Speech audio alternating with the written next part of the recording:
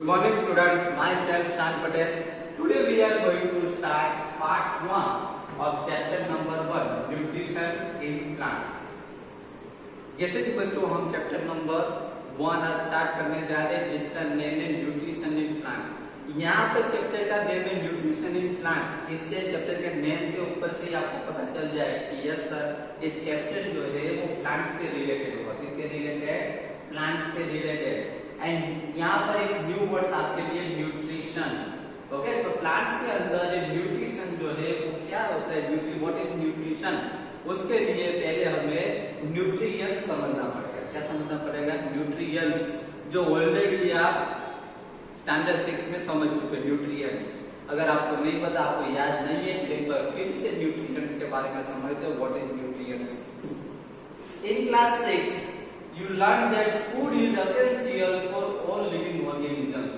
देखिए बच्चों, क्लास 6 में आप ये ऑलरेडी स्टडी कर चुके हो कि फूड जो है वो एसेंशियल मींस रिक्वायरमेंट, हमारी जरूरियात, हमारी लाइफ के लिए, हमें जिंदा रहने के लिए फूड जो है बहुत ही इंपॉर्टेंट हमारे लिए। फूड नेसेसरी है। क्लियर?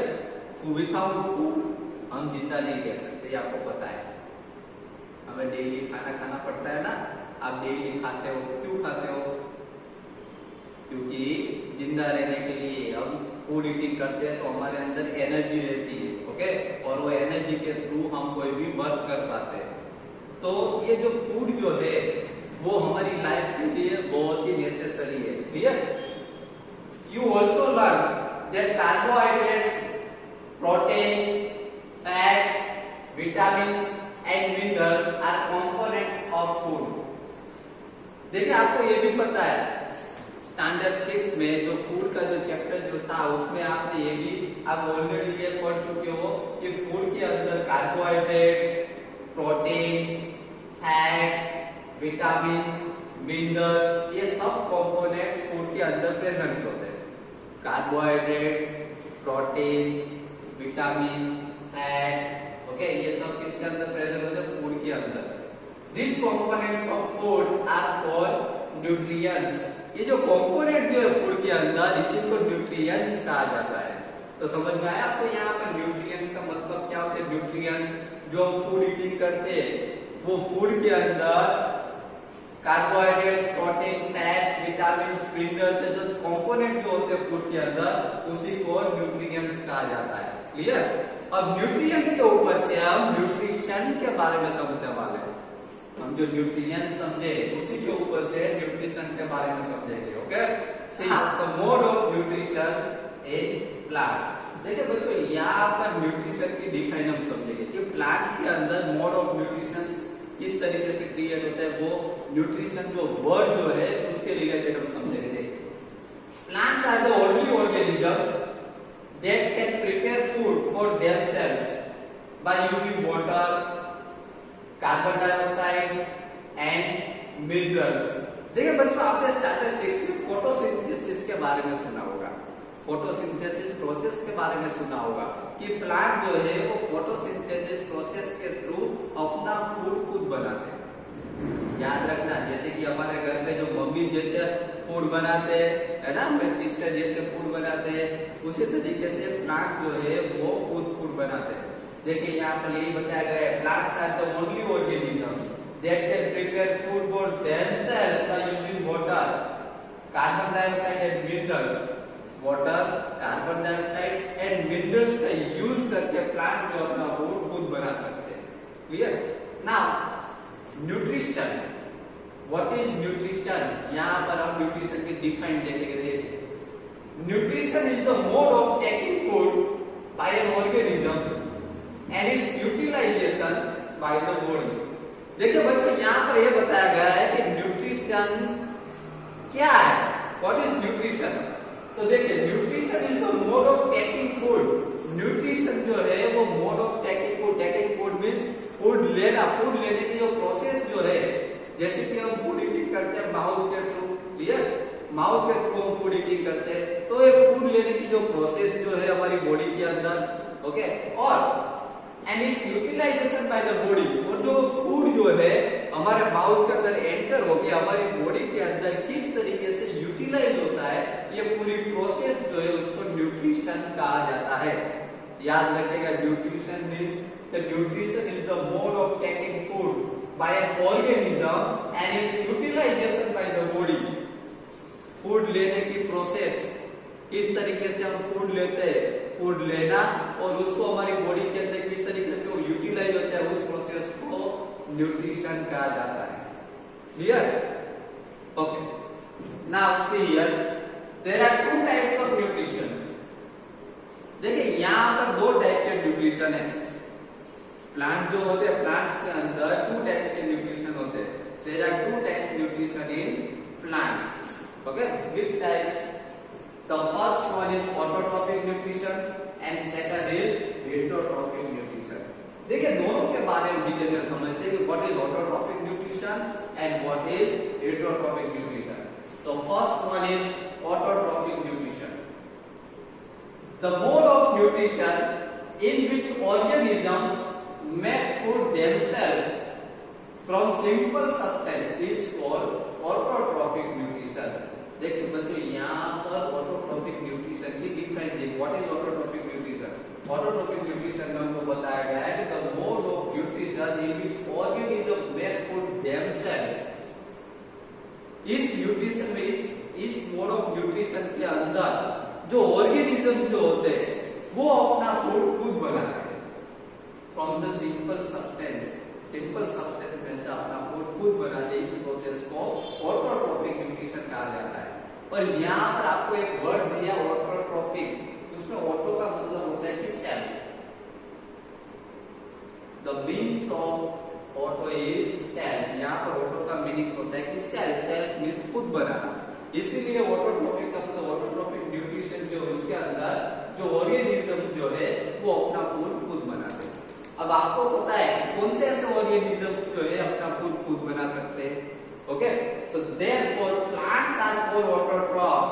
आपको पता है, अभी मैंने समझा थोड़ी देर पहले कि प्लांट जो है अपना फूड खुद बनाते हैं by the process of photosynthesis. Clear? Photosynthesis की प्रोसेस के थ्रू अपना फूड वो खुद बना सकते हैं plants. Therefore the plants are for autotroph, इसीलिए प्लांट्स को ऑटोट्रॉफ्स कहा जाता है। क्लियर? क्योंकि उसके अंदर ऑटोट्रॉफिक न्यूट्रिशन की प्रोसेस होती है, इसीलिए प्लांट्स को ऑटोट्रॉफ्स कहा जाता है। ओके, आपको समझ में आ गया autotrophic nutrition means. Then second number is heterotrophic nutrition.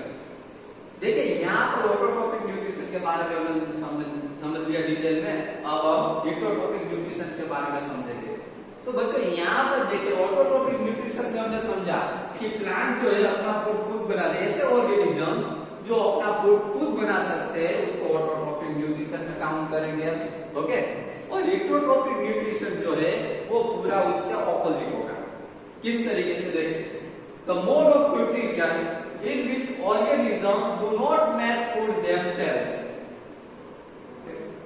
ऐसा मोड है ये न्यूट्रिशन का एक ऐसा मोड है जिसके अंदर ऑर्गेनिजम्स जो है अपना फूड खुद नहीं बना सकता, but depend on other organisms और plants is called heterotrophic nutrition. ये अपना फूड खुद नहीं बना सकता लेकिन वो दूसरों के ऊपर डिपेंड रहता है। लाइक प्लांट्स, जैसे कि प्लांट्स के ऊपर वो डिपेंड रहता है, दूसरे ऑर्गेनिजम्स के ऊपर डिपेंड रहता है। जैसे कि आपको एग्जांपल्स दूं तो समझ लो कि टाइगर जो है, टाइगर क्या अपना फूड खुद बना सकता है? देखा है आपने टाइगर को अपना फूड खुद बनाते हुए? देखा है कभी? डॉग को अपना फूड खुद बनाते हुए देखा है कभी? लायन को अपना फूड खुद बनाते देखा है कभी? तो ये ऐसे ऑर्गेनिजम्स जो है जो अपना फूड खुद नहीं बनाते, वो दूसरे ऑर्गेनिज्म को ईटिंग करते हैं, दूसरे एनिमल्स को ईटिंग करते हैं, या तो प्लांट्स के ऊपर डिपेंड रहते हैं। समझ में आ रहा है? जैसे कि डियर समझ लो, डियर है तो डियर क्या करता है? डियर क्या अपना फूड खुद बनाता है? नहीं, डियर भी अपना फूड खुद नहीं बना सकता। वो क्या करता है? प्लांट ईटिंग करता है। गोट है, गोट क्या करती है? प्लांट ईटिंग करती है, वो अपना फूड खुद नहीं बना सकते। समझ में आ रहा है? जो अपना फूड खुद जो नहीं बना सकता उसके अंदर हेटरोट्रॉफिक न्यूट्रिशन की प्रोसेस होती है।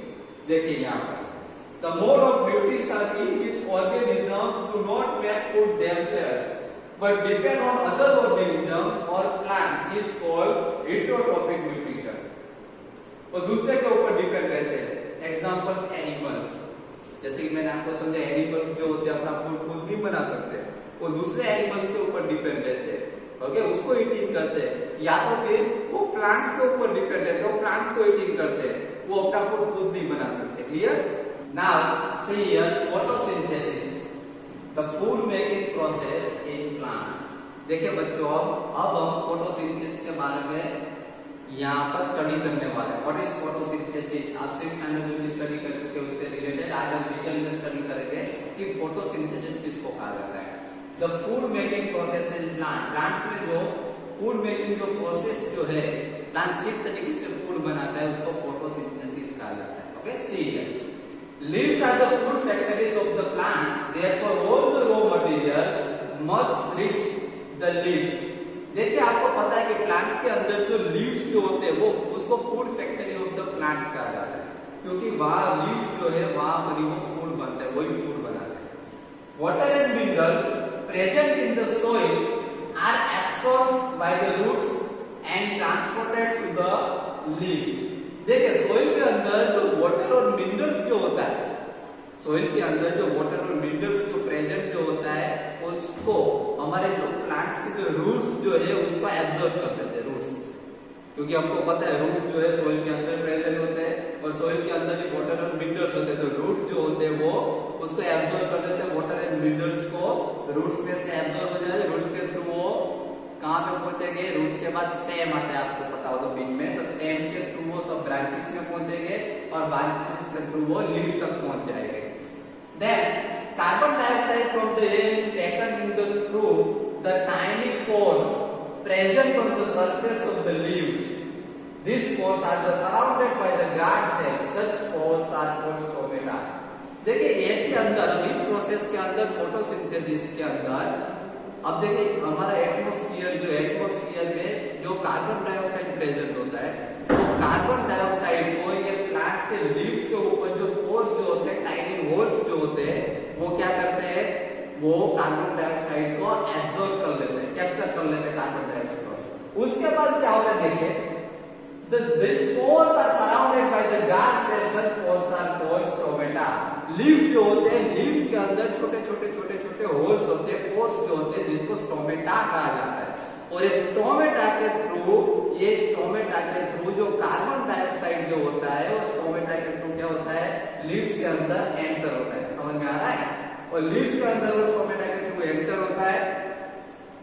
Then water and minerals are transported to the leaves by the vessels which run like pipes throughout the roots to the leaves। अब देखिए ये जो वाटर एंड मिनरल जो सोइल में प्रेजेंट है, मैंने आपको बताया कि वो वाटर एंड मिनरल जो सोइल में प्रेजेंट है उसको रूट जो है वो एब्जॉर्ब कर लेते हैं और वो रूट्स के थ्रू वो स्टेम में चले जाते हैं, स्टेम के थ्रू वो ब्रांचेस में चले जाए, ब्रांचेस के थ्रू वो सब लीव्स तक पहुंच जाते हैं। क्लियर? और लीव्स में वो प्रोसेस फोटोसिंथेसिस की फूड बनाने की प्रोसेस होती है। अब किस तरीके से होता है देखिए, the leaves have a green pigment called chlorophyll, और लीव्स के अंदर ग्रीन पिगमेंट आया होता है जिसको क्लोरोफिल कहा जाता है। It helps leaves to capture the energy of the sunlight. अब सनलाइट में से जो एनर्जी जो आती है वो इसके अंदर कैप्चर हो जाती है। Then this energy is used to synthesize food from the carbon dioxide and water। अब यही एनर्जी कार्बन डाइऑक्साइड वाटर का यूज करके ये फूड बनाती है। समझ में आ रहा है? देखिए आप देखोगे तो मोस्ट ऑफली जो प्लांट जो होते हैं हमारे सराउंडिंग, जो मोस्ट ऑफली जो प्लांट्स होते हैं वो आपको ग्रीन कलर के दिखेंगे। तो आपके माइंड में एक क्वेश्चन आ रहा है कि सर मोस्ट ऑफली जो प्लांट्स हमारे अराउंड है वो ग्रीन कलर के क्यों होते हैं? तो आपको बता दूं मैं कि उसके अंदर, लीव्स के अंदर क्लोरोफिल प्रेजेंट होता है और क्लोरोफिल की वजह से ये जो प्लांट जो है उसके जो लीव्स जो है वो आपको ग्रीन कलर के दिखते हैं, क्योंकि ये ग्रीन पिगमेंट होता है क्लोरोफिल, इसी की वजह से ग्रीन कलर के प्लांट दिखते हैं। को याद रखें।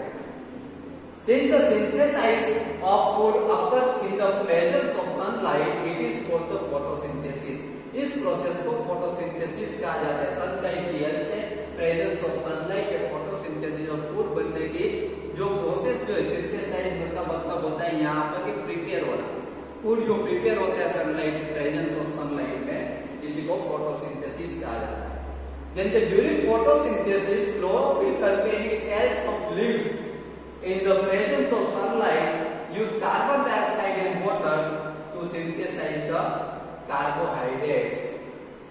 देखिए ड्यूरिंग द फोटोसिंथेसिस के दौरान क्या होता है, तो ड्यूरिंग द फोटोसिंथेसिस क्लोरोफिल की हेल्प से यहाँ पर सनलाइट प्रेजेंट होती है. In the presence of sunlight help of chlorophyll use carbon dioxide water का यूज किया जाता है और कार्बोहाइड्रेट्स बनता है. उसका जो फॉर्मूला जो है यहाँ पर दिया गया है, देखिए कार्बन डाइऑक्साइड प्लस वाटर का यूज करेंगे इसकी प्रेजेंस में, तो सनलाइट एंड क्लोरोफिल प्रेजेंट होना चाहिए. और कार्बन डाइऑक्साइड वाटर का जब यूज करेंगे हम फोटोसिंथेसिस की प्रोसेस में, तो हमको मिलेगा कार्बोहाइड्रेट प्लस ऑक्सीजन. कार्बोहाइड्रेट का मतलब होता है कि फूड, ये फूड बन गया, कार्बोहाइड्रेट पर ऑक्सीजन मिल जाएगा. समझ में आ रहा है? तो बच्चों यहाँ पर हमारा पार्ट 1 जो है कंप्लीट हो रहा है. नेक्स्ट पार्ट में पार्ट 2 में हम इससे भी आगे बहुत ही इंटरेस्टिंग टॉपिक के बारे में डिस्कस करेंगे. Okay, thank you very much.